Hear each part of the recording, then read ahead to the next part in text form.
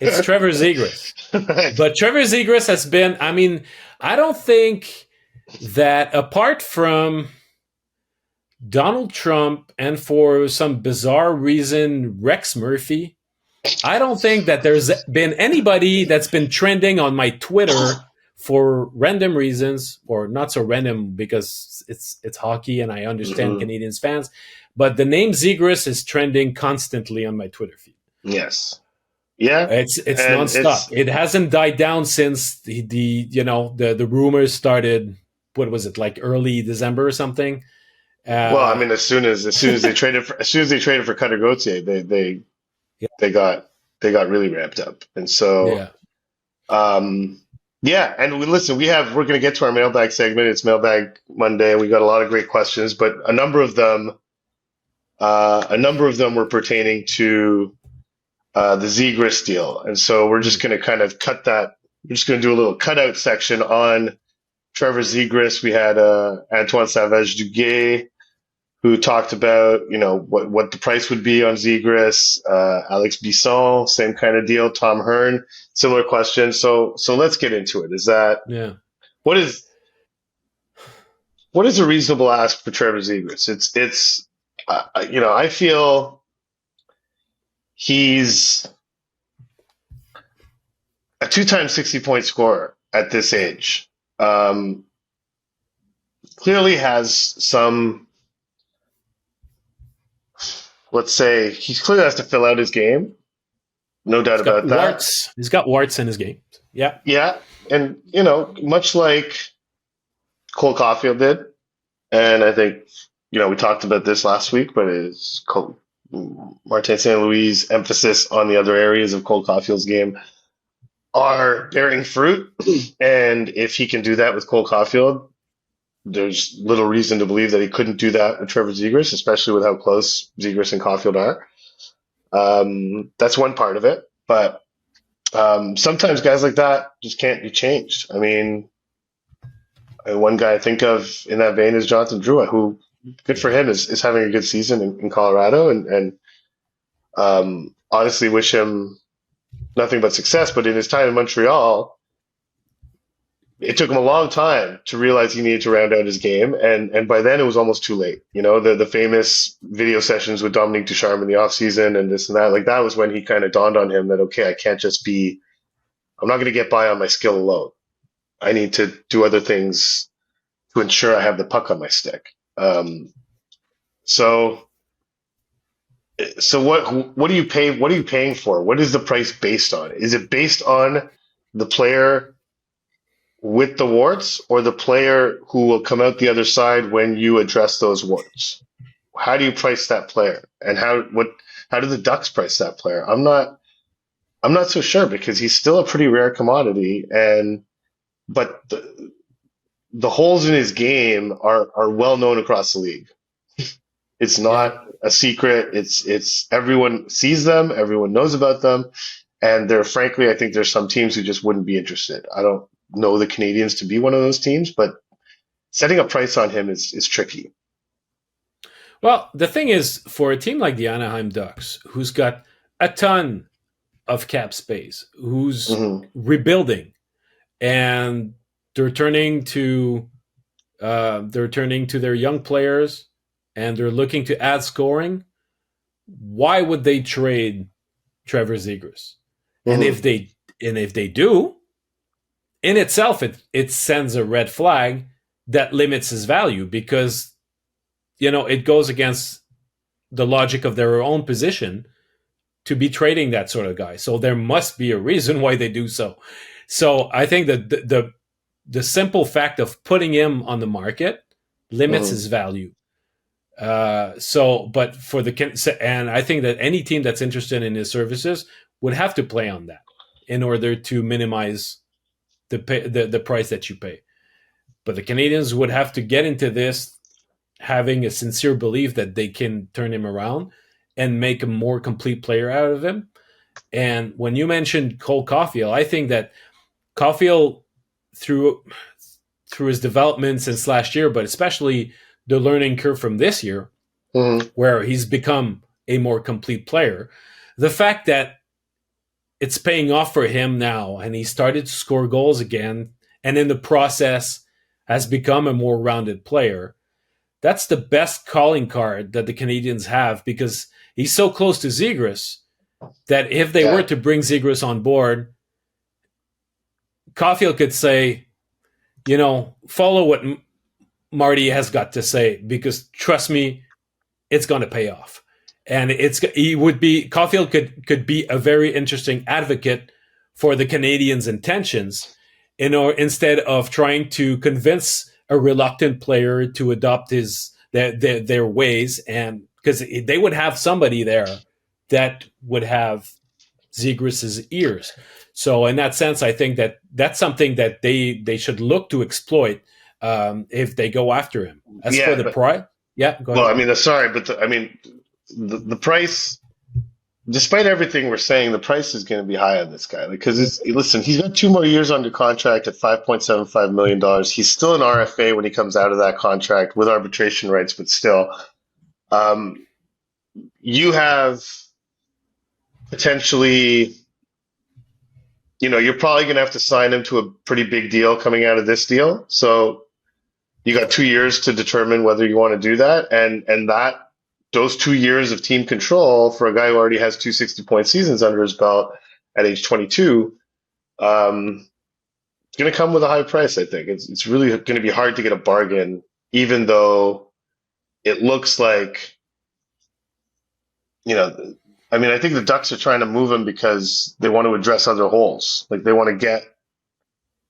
something at a position where, they have Carlson, they have Gauthier coming, they have Mason McTavish, they have a lot of good young forwards. I think that's Pat Verbeek can easily just tell other GMs, like, we're trading him only because we'd like to address this, whatever this is. And they also have a lot of pretty good young defensemen, even though they just traded one away in Jamie Drysdale. So my question to you is, if Pat Verbeek says this can happen if you give us your first round pick, Mm-hmm.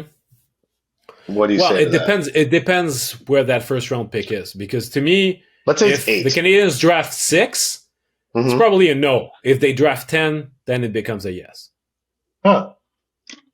To me, it really, because it goes back to our discussion from our latest, our last Future Friday, Mm-hmm. and the availability of potentially the best forward that they could find.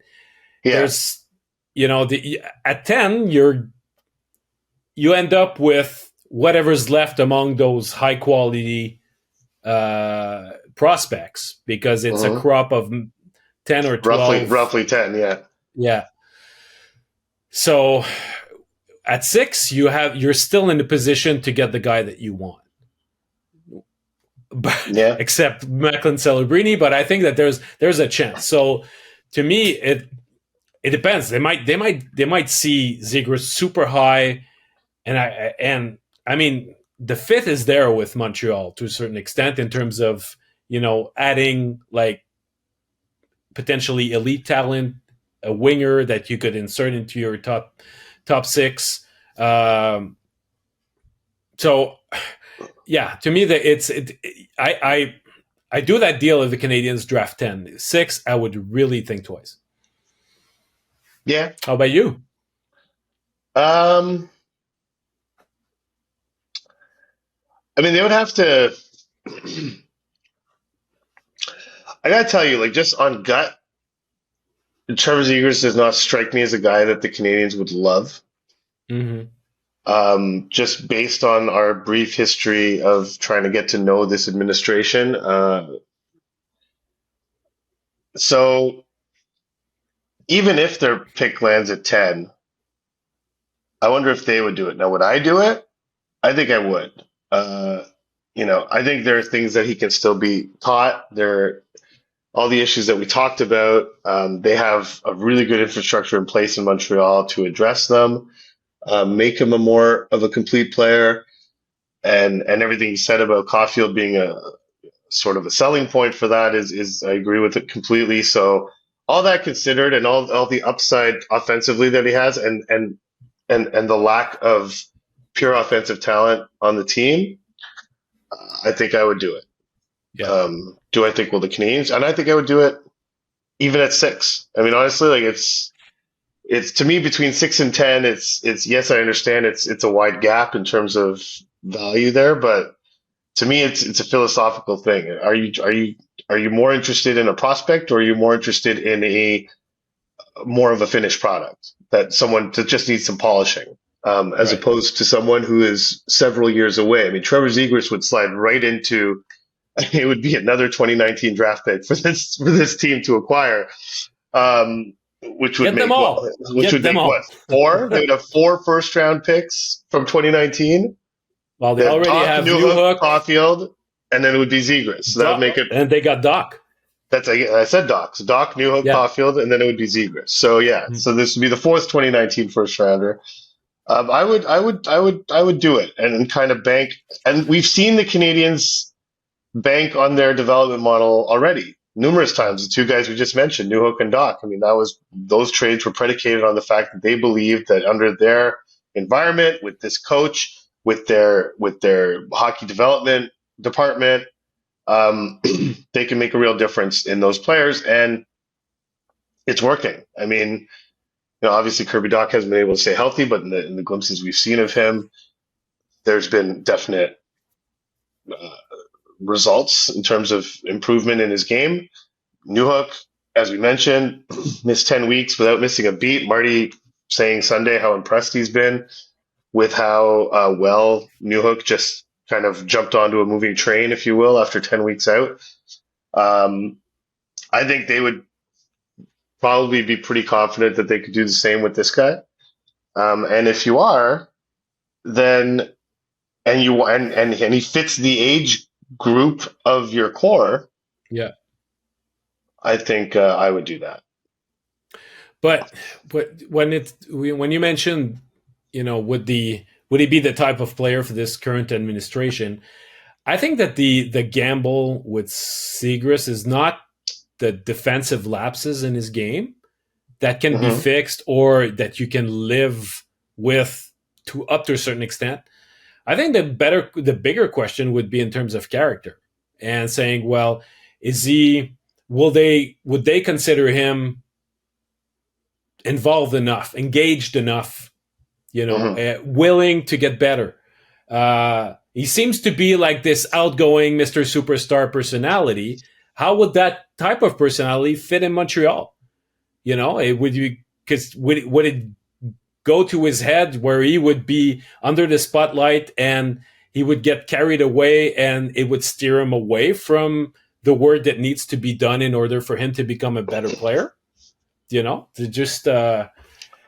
think of PK Subban, for example, who was that sort of larger than life personality, very charismatic and whatnot. Well, he had his own view of what sort of player he was, and that's what you saw is what you got. And he got the best of the player that he thought he was, but it's not necessarily there were limits to how the team could steer him back to where they wanted him or how they wanted him to play. So I think there could be a similar challenge with Zegras if they were to acquire him. So to me, it's more, I think the character, the level compete, stuff like that is probably weighs heavier in the balance than just the fact that, he's not very aware or interested defensively.